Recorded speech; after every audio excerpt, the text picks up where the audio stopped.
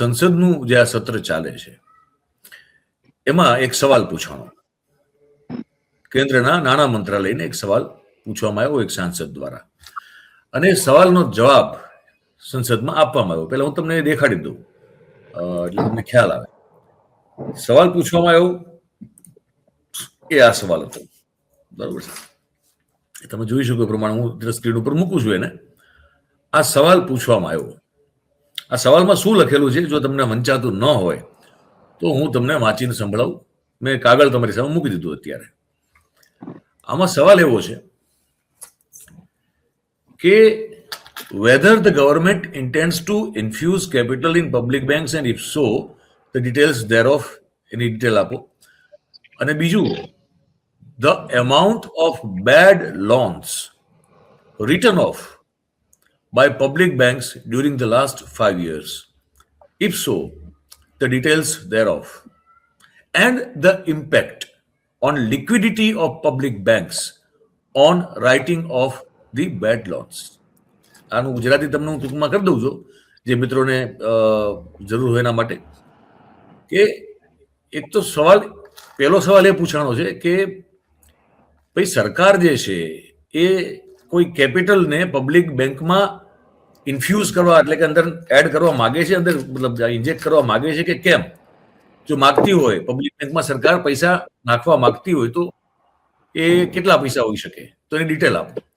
બીજો સવાલ છે કે જે બેડ લોન્સ છે, જે એક પ્રકારે આમ જો તો આમ આપણી ભાષામાં કહીએ તો નહીં નાખવાની, ગયા ખાતે લખી નાખવાની એવી કોઈ લોન હોય, જે પબ્લિક બેંક હોય, એટલે કે પબ્લિક સેક્ટરની બેંક હોય ને એવી લોન હોય જેમાં અત્યારે ગયા ખાતે નાખી દેવાનું હોય કે જતું કરવા માટે અથવા તો રિટર્ન ઓફ કરવાનું હોય છેલ્લા 5 વર્ષમાં, તો એ લોન છે તો કેટલી છે, કેટલા રૂપિયાની છે, એની ડિટેલ આપો. કેટલા રૂપિયા જતા કરવા પડે અથવા તો અત્યારે રિટર્ન ઓફ કરી દેવા પડે.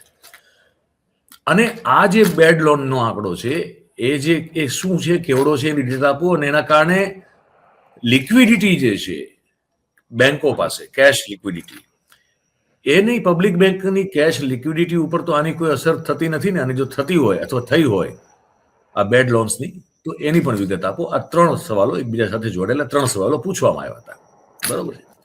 આના જવાબમાં જે આપણે અત્યારે જેના પર મૂળ ચર્ચા કરવાના છીએ, જે મુખ્ય જવાબ જે તમને નીચે રેડ કલરની જે આખી બ્રેકેટમાં તમને દેખાય છે સ્ક્વેરમાં, લંબચોરસમાં, એ છે કે as per reserve bank of India data, એટલે કે આરબીઆઈના ડેટા પ્રમાણે કેન્દ્ર સરકારે જવાબ આપ્યો છે કે પબ્લિક સેક્ટર બેંક જે છે એણે છેલ્લા 5 વર્ષમાં 6,15,647 કરોડ રૂપિયાને રાઇટ ઓફ કરેલા છે, બરોબર છે, during the last 5 financial years and the current financial year till, એટલે મતલબ આ ગયા સપ્ટેમ્બર સુધીનો આંકડો છે.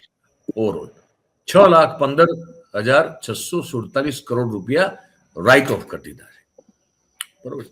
અહીંયા સવાલ આપણે, મારા તમારે જેવા બધા લોકોને એ થાય કે આપણે બધા સામાન્ય મધ્યમ વર્ગના લોકો છીએ, આપણે બધા લોન ઈચ્છીએ કે ન ઈચ્છીએ પણ ક્યારેક ને ક્યારેક તો લોન આપણે લેવી પડે છે, લોનના શિકાર બનતા હોઈએ છીએ, હે ને. હું બહુ ખરાબ એક સમયગાળામાંથી પસાર થયેલો છું 2021-22માં. એટલે મને ખબર છે કે લોન, તમારી જ્યારે આર્થિક સ્થિતિ બગડી જાય, તમે કામ ધંધા નોકરી વગરના થઈ જાઓ, જે હું થઈ ગયો હતો 21-22માં, અને એ દરમિયાન જે તમારે લોન્સ જે ચાલતી હોય અને પછી જે ઉઘરાણી તમારી પાસે શરૂ થાય, હે ને, પેલા પીળી ચેન પહેરેલા બધા આવે છે તમારે ત્યાં, તમારા ઘરે, અને જે ભાષામાં ને જે રીતે તમારી સાથે ઉઘરાણીની વાતચીત થાય, એ આ દેશના કરોડો લોકો એનો અનુભવ કરતા હશે. 1 હપ્તો કે 2 હપ્તો ચૂકી જઈએ ને તો આવું થતું હોય છે.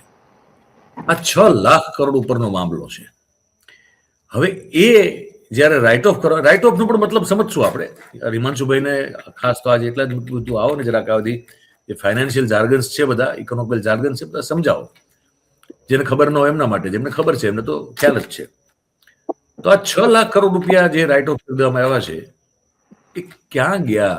એને પાછા લાવવાની વાત થશે તો કેવી રીતે લાવવામાં આવશે? અને આપણી આ જેમ કોઈ ઉઘરાણી માટે મોકલવામાં આવે છે 1 કે 2 હપ્તા ગયા પછી, તો આજે જે ઉદ્યોગપતિઓએ આજે પૈસા નથી ભર્યા, જે બેડ લોન્સ તરીકે ગણાય છે, કે પૈસા લેધારા જે લઈને બેઠેલા છે એ લોકો સાથે શું વ્યવહાર કરવામાં આવશે, આ એ સમજવું પડે ને આપણે. એટલે હિમાંશુભાઈને આજે આમ કીધું, આગ્રહ કરી પેલા આના પર વાત કરીએ આપણે. હિમાંશુભાઈ, હવે આ સમજાવ્યું હતું આખી વાતને, અને સરળ ભાષા બનેલી લોકોને સરળતાથી સમજાય એ રીતે. બિલકુલ બિલકુલ બિલકુલ. ગુજરાત રિપોર્ટર દર્શકોને નમસ્કાર.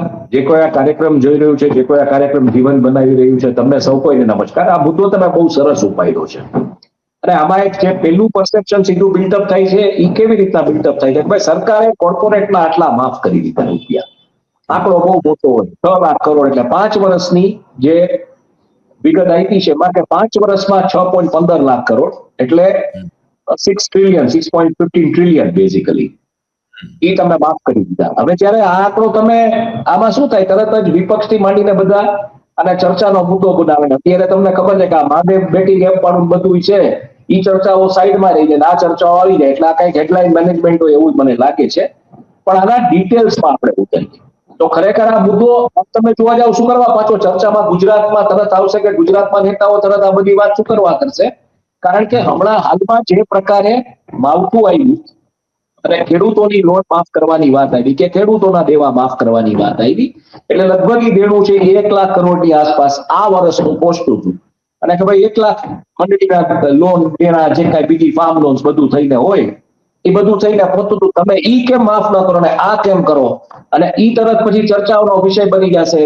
જે કોંગ્રેસના કે જે ફાર્મ લીડર છે આ બધા તરત બોલવાનું ચાલુ કરી દેશે કે 6.25 લાખ કરોડ સરકારે આવી રીતના માફ કરી દીધા. હવે આ સરકારે જોઈ વિચારીને સ્ટેટમેન્ટ પાર્લામેન્ટમાં એટલે આપ્યું કે સરકારને ખબર છે કે ચર્ચાઓ આ તરફ વળી જશે, અને મુખ્ય જે મુખ્ય ધારા પ્રવાહની જે ચર્ચાઓ છે, મહાદેવ બેટિંગ એપની જેમ સોનિયા ગાંધી પ્રિયંકા ગાંધીએ જેમ કીધું કે નહેરુની જેટલી ભૂલો છે એટલી ગણાવીને એક વખત આપી દો, બધી ચર્ચા કરી લે, પછી બેરોજગારી, એજ્યુકેશન, આ બધી બાબતોએ ચર્ચા કરીએ.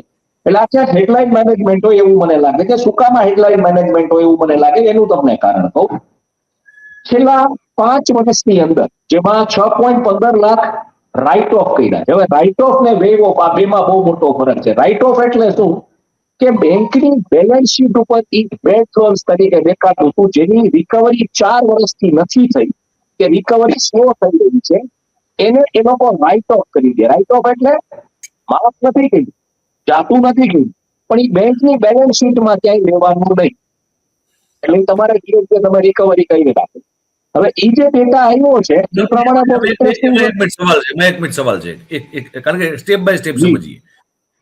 એવું કરવાની શું જરૂર એમ? રાખો ને, તમારે વ્યવહારે માગો છો તમે પૈસા, પછી બેંકની સાઈડમાં શું કામ કાઢો છો?